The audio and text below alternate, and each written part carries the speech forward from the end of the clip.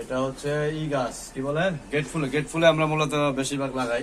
এই গাছটাকে ছোট থেকে আমি আসলে ডালপালা ছেটে দিছি। এই যেমন এই যে ইগুলো আছে, ডগাগুলো, এগুলো কেটে দেই যাতে এটা বনসাই আকৃতির হয়। মানে নিচে দিয়ে মোটা হবে ঠিকই, উপর দিয়ে আসলে ওরা যতটুকু ছাড়ুক আমি এগুলো কেটে দিই সবসময়। এই যে এখানে দেখেন, এই যে এই অবস্থা, এইগুলো আমি কেটে দিব।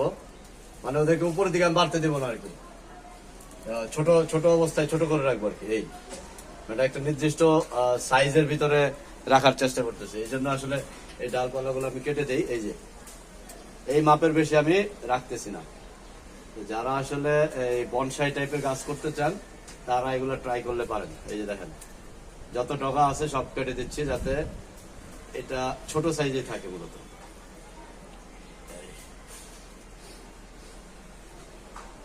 এই যে এই যে এই যে এই যে আগাগুলা রাখা যাবে না আর কি, আগাগুলা সব কেটে দিচ্ছে। এই যে এখানে আছে, এই যে এখানে আছে, মানে এটা সাইজটা থাকবে আসলে ছোট। ঠিক আছে, আমি দেখাচ্ছি। এই যে এটা গোড়াটা আসলে মোটাই থাকতেছে। এই যে দেখছেন গাছটা কিন্তু অনেকদিন হয়েছে।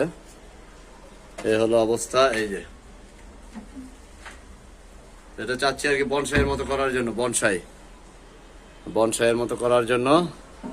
বাকিটা দেখা যাক। ঠিক আছে, সবাই ভালো থাকেন। আসসালামু আলাইকুম।